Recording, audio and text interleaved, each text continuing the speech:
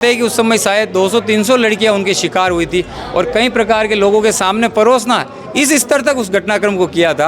अच्छे अच्छे महंगे महंगे गिफ्ट और सुविधाएं देख के उनको अपने झांसे में फंसाया जाता है, तो उनको बहुत समझाने की जरूरत है। विजयनगर में भी एक ही सरकारी विद्यालय की लड़कियों को टारगेट किया है, सभी नाबालिग लड़की है। ये सारा उनका धर्मांतरण का जो तरीका है, ये उसका एक तरीका ये हिंदू बच्चियों के साथ में जो किया गया है, ये उस पूरे विशाल नेटवर्क का एक छोटा सा हिस्सा है जिन्होंने इस प्रकार का ये कार्य किया है। कमज़ोर तबके की लड़कियां थी या जो ज़्यादा संवेदनशील थी, जो घर से प्रताड़ित थी, वह लड़कियां उनके झांसे में फंसती थी। ये हमें आज पता चल रहा है कि वो पूरे देश को धर्मांतरण करके बनाए। गैरेज में काम करने वाले या छोटे मोटे काम करने वाले, जिनको कह सकते गरीब व्यक्ति हो, उस टाइप के व्यक्ति है, लेकिन वो महंगी बाइक लेके घूमना, 20-30-40 हज़ार का मोबाइल लेना, लड़कियों को मोबाइल गिफ्ट दे देना, अच्छे अच्छे कपड़े पहनना और उनको फिर कैफ़े में ले जाना, उन पे खर्चा करना, ये किसी इस गरीब लड़के के लिए संभव नहीं होता है। उनको कहीं न कहीं से फंडिंग मिलती है, एक नेटवर्क चलता है। तो ये लोग सारा एक षड्यंत्र रच करके वैश्विक स्तर पर ये चाहते हैं कि सारे दारुल हरब जो है वो कन्वर्ट हो किसमें, दारुल इस्लाम में। दारुल इस्लाम का अर्थ ये है कि जहाँ पर शरिया के अनुसार अपना शासन चले।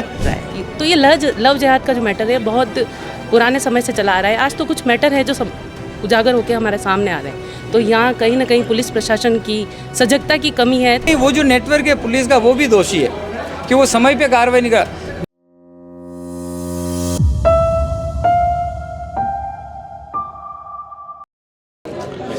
राजसमंद में आज एक ऐसे प्रकरण की, एक ऐसे मुद्दे की गूंज सुनाई दी जो शायद आपके हमारे लिए जिसे जानना ज़रूरी है, जिसके न केवल वर्तमान को समझना ज़रूरी है बल्कि कहीं ना कहीं अब भविष्य की कुछ परतें उनका भी सामने आना आवश्यक है।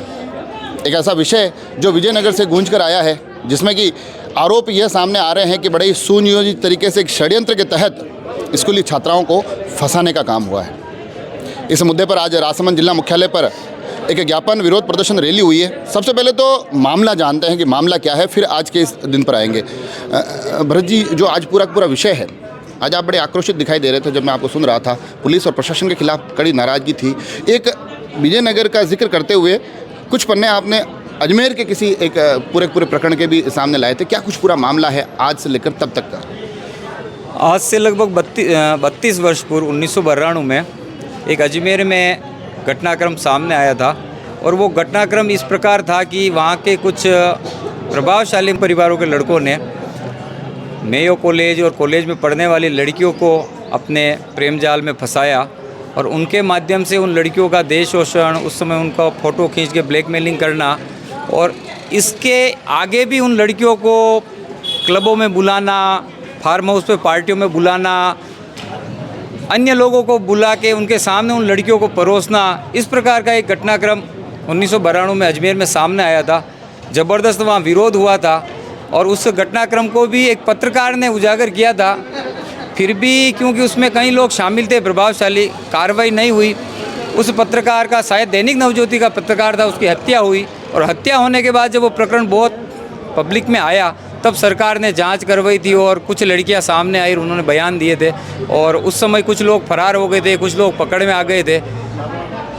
ऐसा सब घटनाक्रम हुआ था। पुलिस ने कार्रवाई करी थी, आजीवन कारावास भी उसमें हुआ था, लेकिन कुछ लोगों को हाई कोर्ट से 10 वर्ष की सज़ा, 12 वर्ष की सज़ा करके उनको छोड़ दिया, आजीवन कारावास की सज़ा को कम कर दिया। कुछ अपराधी आज भी फरार है, कुछ अपराधी बाद में गिरफ्तार हुए, उन पर मुकदमे चल रहे हैं। उस घटनाक्रम में जो सज़ा होनी चाहिए थी, जितनी कठोर सज़ा होनी चाहिए थी, इस प्रकार का कांड था। कहते हैं कि उस समय शायद 200-300 लड़कियां उनके शिकार हुई थी और कई प्रकार के लोगों के सामने परोसना इस स्तर तक उस घटनाक्रम को किया था। तो उसमें जो शामिल लोग थे वो वहाँ के जो खादिम थे, उनके लड़के थे और उनके साथ अन्य लोग भी थे। उसी पैटर्न पर अभी विजयनगर की घटना हुई है। उस समय कॉलेज में पढ़ने वाली और एक ही कॉलेज की लड़कियों को उस समय टारगेट बनाया था। अभी विजयनगर में भी एक ही सरकारी विद्यालय की लड़कियों को टारगेट किया है। सभी नाबालिग लड़की है। स्कूल जाते वक्त जब वो अकेली जाती है, रास्ते में उनका पीछा करना, उनसे दोस्ती करने का प्रयास करना और किसी एक लड़की उनके चंगुल में आई, उस लड़की के वीडियो बनाना, उसको ब्लैकमेल करने के माध्यम से उसकी सहेलियों को और बुलाना।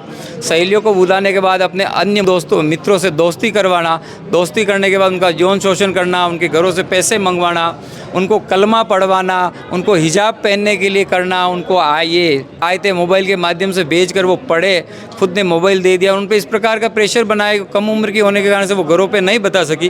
किसी एक लड़की के माता पिता को शंका होने पर, जब वो लड़की कहीं से किसी लड़के से बात कर रही थी, उनको शंका होने के पर वो लड़की उस लड़के से मिलने गई और उन पीछे पीछे गए और उस लड़की को पकड़ा और वो घटनाक्रम सामने आया।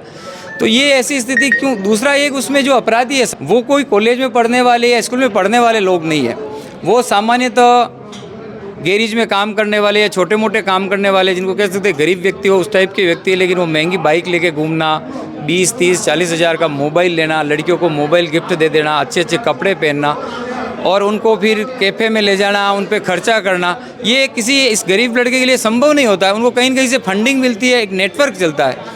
आज हमारी ये मांग थी कि भाई उन लड़कों को तो पकड़ा ही है और जो शामिल है उनको पकड़ा जावे, लेकिन जो उसको फंडिंग करते हैं, उनको प्रशिक्षण देते हैं, उनको ऐसे काम करने के लिए प्रेरित करते हैं, वो पूरा गिरोह, यदि एनजीओ है, गिरोह है, कोई मुल्ला मौलवी है, तो उन सबको पकड़ा जाए और उनको भी उसी प्रकार की सज़ा दी जाए। एक तो हमारा ये मुद्दा था। दूसरा, ऐसी घटनाएं राजनगर में भी आसपास हो रही है हमारा, क्योंकि जैसे आप भी देखते होंगे, कोई घटना होने के बाद पुलिस के पास जाते हैं, रिपोर्ट दर्ज करवाते हैं, उसके बाद पुलिस कार्रवाई करती है। कई बार समाज में कई लोगों को उस घटना की पहले से जानकारी होती है, पुलिस तक वो प्रकरण जाने से। जब समाज में लोगों को पता है और पुलिस को नहीं पता है, तो इसका मतलब पुलिस की जो इंटेलिजेंस है वो फेल है, या पुलिस की इंटेलिजेंस है वो ठीक प्रकार से काम नहीं कर रही, या जिनके जिम्मे ये काम है वो मिले हुए हैं। तो इन कारण से इस प्रकार की घटनाएं होती, तो कहीं न कहीं वो जो नेटवर्क है पुलिस का, वो भी दोषी है कि वो समय पे कार्रवाई नहीं कर। दूसरा, हम देखते हैं कि जितनी भी ऐसी घटनाएं होती हैं उसमें कॉलेज में जाने वाली या स्कूल में पढ़ने वाली लड़की शिकार होती है, तो पुलिस ऐसे स्थानों को चिन्हित करके अपनी गश्त नहीं बढ़ाती है। ऐसे स्थानों पर जो स्कूल की छुट्टी के समय या जब स्कूल प्रारंभ होता है उस समय पुलिस पहचान क्यों नहीं करती कि इस लड़का इस कॉलेज में नहीं पढ़ता, इस स्कूल में नहीं पढ़ता, उसका स्कूल के बाहर क्या काम। कोई टेम्पो वाला प्रतिदिन इस स्कूल के बाहर उसी समय आता है, तो पुलिस इस बात का तो पता करके प्रतिदिन उस समय क्यों आता है। तो ये एक तरीका होता है लड़कियों को फंसाने का, और एक बार किसी लड़की को फंसाने पे किसी भी कारण से और उनके माध्यम से फिर दूसरी लड़कियों को बुलाना, ब्लैकमेल करके। क्योंकि हमारे समाज की ये व्यवस्था है कि कोई भी व्यक्ति, महिला हो पुरुष हो, इज्जत उसको सर्वप्रिय होती है, इसलिए वो अपने इज्जत के डर से, परिवार की इज्जत के डर से, यदि उससे कोई गलती हो भी गई तो वो बोल नहीं पाती है, लेकिन पुलिस तो इसका पता कर सकती है। तो ऐसी सब घटनाएं रुके और पुलिस या राजसमंद में भी उन पर कार्रवाई करे, इसको लेकर आज गंभीर विषय था, नारी शक्ति भी मुखर थी।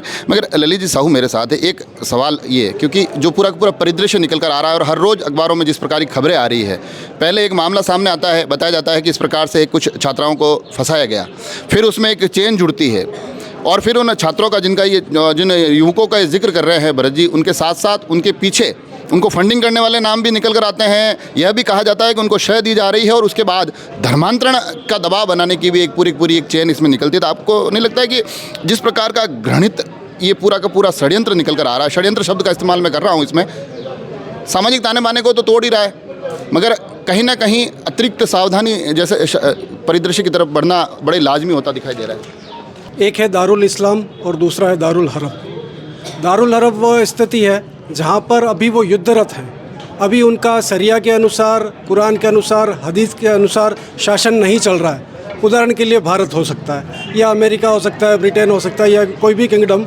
जहाँ पर उनके अनुसार शासन नहीं चल रहा है।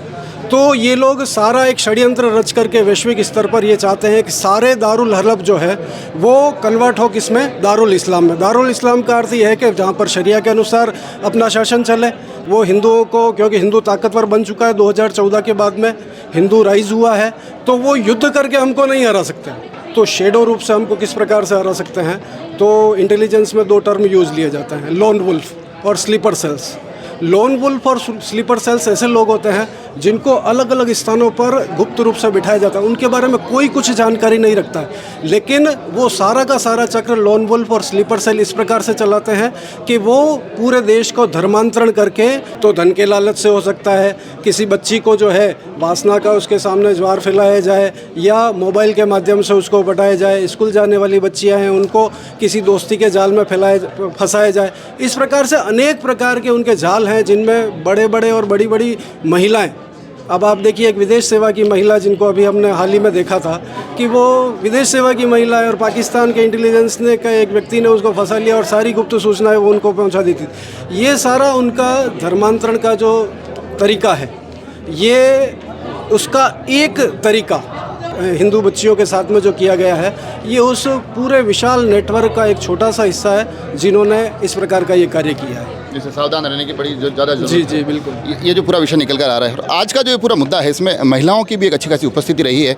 कुछ और भी लोगों से बात करेंगे, मगर उससे पहले नारी शक्ति से जानकारी लेते हैं। इस विषय को पहले तो मैं ये जानना चाहता हूँ कि महिलाओं की मनोस्थिति क्या है, आप इसको देखते कैसे हैं कि षड्यंत्र के तहत इस तरह से बच्चियों को टारगेट किया गया, उन्हें फंसाया गया और उसमें फंडिंग देने वाले तक लोग भी उसमें पूरे पूरे मौजूद रहे। महिलाएं और बच्चियां, ये इनको गिरफ्त में लेना बहुत आसान होता है। ये अति संवेदनशील होती है, तो उनको अपने जाल में फंसाना बहुत आसान होता है। तो ये लोग इनको टारगेट करना शुरू कर दिया है इन्होंने। और ये आज की बात नहीं है, बहुत पहले के समय से। मैं राजनगर विद्यालय में पढ़ती थी, तब मुझे इस बात का बिल्कुल नॉलेज नहीं था कि लव जिहाद क्या है। किंतु मैं आज आपके समक्ष अपनी बात रखना चाहूँगी कि जब मैं कक्षा 10 से 11, 12 में पढ़ती थी, तब भी यही माहौल था। हम कभी ऑटो की व्यवस्था नहीं हो पाई तो हम पैदल स्कूल से घर आ रहे थे, तो वहाँ मतलब मस्जिद से पहले और पुलिस स्टेशन से सिलावटवाड़ी के उधर, वहाँ से लड़कों का जो जमावड़ा रहता था। हमें नहीं पता कि ये क्यों बैठते रहते, लेकिन हमारे साथ की जो कमज़ोर तबके की लड़कियाँ थी या जो ज़्यादा संवेदनशील थी, जो घर से प्रताड़ित थी, वह लड़कियाँ उनके झांसे में फंसती थी।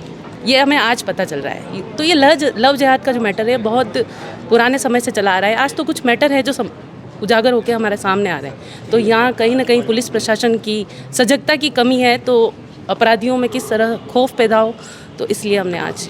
आपको ये नहीं लगता इस मामले में कई बार क्या होता है कि जो छात्राएं होती है तो उनको लगता है कि चलो एक आकर्षण हो गया, मगर जब उस आकर्षण के पीछे एक पूरी ये षड्यंत्र या इस तरह की कड़ी जुड़ती है, तो आपको नहीं लगता थोड़ा सा अतिरिक्त सावधान बच्चों को रहना होगा या इनको समझना होगा कि ये कोई जो जैसा दिख रहा है वैसा है नहीं? बिल्कुल, उनको बिल्कुल समझाने की ज़रूरत है। बच्चियों को हमें नॉलेज देने की ज़रूरत है। अभी वो कमज़ोर होती है, मतलब कि टीन एज की जो बच्चियाँ होती है वो कभी भी किसी की बातों में आ जाती है। तो उनको हमें समझाने की ज़रूरत है कि वो कैसे क्या होता है, कैसे उनको जाल में फंसाते हैं और कैसा मीठा बोल के और उनको अच्छे अच्छे महंगे महंगे गिफ्ट और सुविधाएं दे के उनको अपने झांसे में फंसाया जाता है। तो उनको बहुत समझाने की ज़रूरत है। नेटवर्किंग जो है बहुत स्ट्रॉन्ग है। इन नेटवर्किंग ने अपना मतलब इतनी चेन इतनी मजबूत बना रखी है कि लड़कियों को खुद पता नहीं चलता कि वो कब इनके झांसे में फंस जाता है। उनका ब्रेन वॉश हो जाता है। छोटे बच्चे को भी अपन बोलते हैं कि भाई अनजान व्यक्ति से चॉकलेट नहीं लेनी, वहीं से अपन सीख देने लगते हैं। क्यों? कि कल को बड़े बड़े प्रलोभन में फंसता है। तो थोड़ा हमारा भी एक दायित्व होता है कि अपनी बच्चियों को अनजान, आजकल स्कूलों में ये भी बैड टच गुड टच का भी सिखाते, कौन आपको बैड टच कर रहा है, कौन क्या कर रहा है। तो अनजान लोगों के आप प्रलोभन में नहीं आवे अपने बच्चे, तो उनको इस तरह की शिक्षा। परिवारों की भी एक बड़ी जिम्मेदारी बन जाती है। क्यों आपको मोबाइल दे रहा वो व्यक्ति सामने वाला, वो आपसे क्या चाहता है? वो इतने 14-15 साल की लड़कियां उनका मोबाइल दे रही, जो लड़की मोबाइल में समझ रही है, तो मोबाइल के लालच में क्यों आ रहे हो? और कोई भी बात हो, अगर कुछ भी गलत हो तो अपने घर पे आके कहे। अब इनमें से भी जो विजयनगर कांड हुआ था, उसमें भी बोली नहीं लड़कियां, एक लड़की को शराब पीने के लिए बाध्य किया गया, तब उसने घर पे आके बात कही। नहीं तो उनके घर वालों को मारने की धमकी देते हैं, तो बच्चियां बोल नहीं पाती, मासूम होती, कई बार सुसाइड भी कर लेती डर के मारे। तो वो क्या एक के बाद एक चेन बनती है। आपका कहना है कि सावधान रहना जरूरी है, परिवार की एक बड़ी जिम्मेदारी। और अगर फिर भी अगर ऐसे किसी मामले में उलझ जाते हैं तो परिवार पर को जरूर एक बार बता दीजिए, ताकि वो आपके समय पे मदद कर सके। दूसरे, जैसे कोई महिला को क्यों आगे बढ़ा रहा कोई व्यक्ति, कोई ना कोई लालच है, या कोई व्यक्ति क्यों प्रमोशन कर रहा है। जैसे कई बार ऑफिस में भी होती है महिलाओं के साथ शोषण, सब जगह हो रहा है, चाहे वो बच्ची के साथ हो कहीं में। तो कम से कम इन चीज़ों से सावधान रहे। अपने को ये जरूरी है, अपने बच्चों को भी बचाओ। साथ में जो ये गैंग चल रही है पीछे, इनको जो उनका तो पूरा है कि उनकी तो पूरी योजना है कि हमको धर्म परिवर्तन कराना। तो हम उस गैंग का जो मेन मुखिया है, जो आया भी था अखबारों में कि उसको पकड़ लिया गया जो फंडिंग कर रहा है, तो उससे हमको कुछ न कुछ मुहिम ऐसी चले। नारी शक्ति जो कह रही है ना, ये जो इनकी ये बात को सुनना जरूरी है, क्योंकि इस पूरे मुद्दे के षड्यंत्र में कहीं ना कहीं छात्राएं हैं। तो उस मुद्दे पर आज राजसमंद में भी ये बड़ी मुखर होकर दिखाई दी।